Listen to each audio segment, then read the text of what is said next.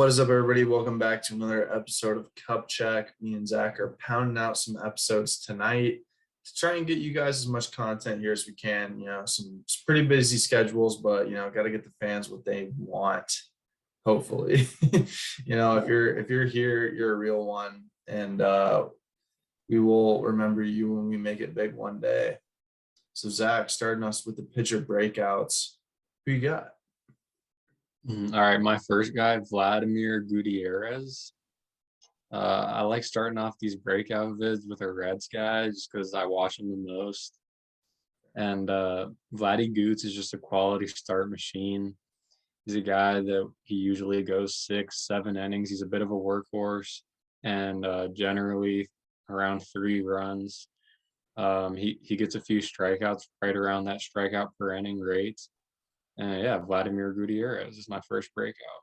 Yeah, I kind of like it. I remember I never really had him on my team, but I remember facing him and remember that dude getting quality starts like no one else.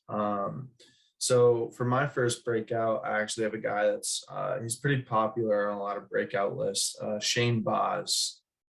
Zach, you know a whole lot of about Shane Baz. Tell me about him. So last year, Shane Baz came up and had 3 pretty solid starts. He had some pretty tough tasks too. His first ever big league start was against Toronto Blue Jays. And, if you watch baseball in 2021, you know how terrifying that lineup was. And he went 5 innings, 2 earned, 5 Ks. So, pretty good. Nothing crazy.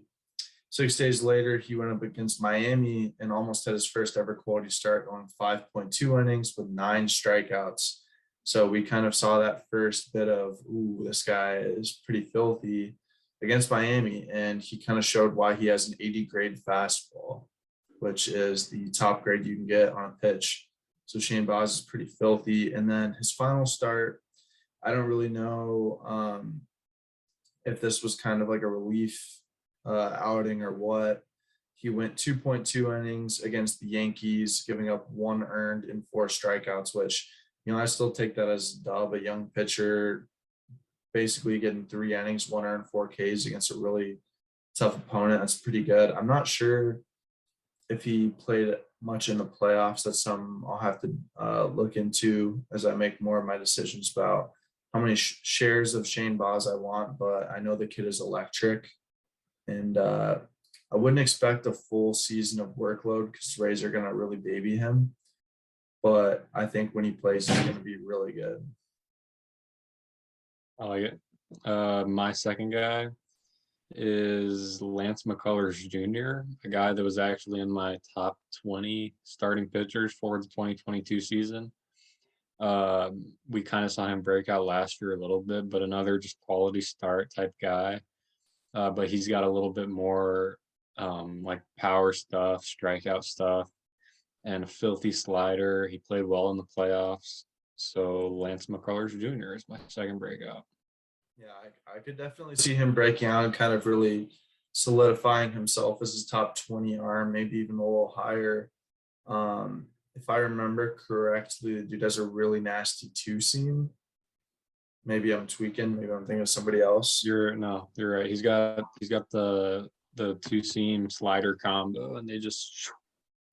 I remember liking that a lot about McCullers.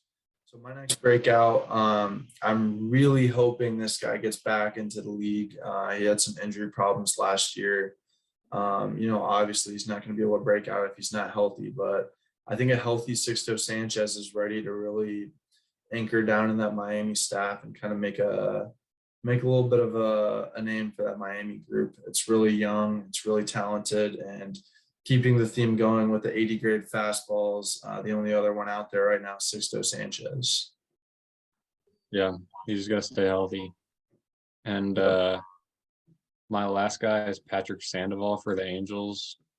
Had him on my team last year. He's a beast.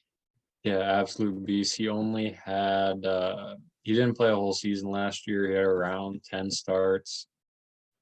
14 actually. He had 14 to be exact. Only 4 quality starts, but like just the baseball savant numbers, the kind of like opposing exit velo he's getting from hitters, and he's just got to clean up the walks, and he's money. So who's your I last don't guy? know if I don't know if I'm remembering this correctly, but I'm pretty sure you dropped Patrick Sandoval and I I think, added yeah, him. I did. And then he threw like a no hitter or something for me. Something like So that. Yeah, that's true. Patrick Sandoval is going to have to really step it up. We need that Angels team to be good, and I think he's going to help them do that. So my last guy, this might be a little bit of a shocker. I got Zac Gallen. I'm ready for a Zac Gallen bounce back. Okay. People are quick to forget last year. I'm calling it a wash. He really battled injuries the whole entire year. But the year before, he had a 2.75 ERA across 12 starts, which is pretty phenomenal. And I don't want to say this because I don't know that it's factual, but I remember seeing a headline that like Zac Gallen had either like tied the consecutive quality start record or something like that. Like I'm pretty sure in 2020, Zac Gallen was on an absolute tear of 6 or 7 innings, 3 or less. And I think he can get back to that. And I'm pretty sure his ADP is dirt cheap right now. So might be a guy looking into for that later rounds, for the later rounds. Sick. I like the picks. You don't agree? You don't like Gallen? No, I like the picks. I think he'll bounce back. I don't think he'll get back to where he was when he was just quality start, but we'll see. He was at a point where he was being, well, I mean, heading into last year, he was being ranked with guys like Flaherty and Giolito, and he really had a fall from grace last year. So I think having a breakout, even getting close to that level, would be considered a breakout at this point because people have already kind of written him off. All right, that'll do it for our breakout pitchers for the 2022 season. Dawson, it's been a pleasure. Any last words? Oh man, just praying on these guys' ascension into the rankings. Thanks. All right, bye. Peace.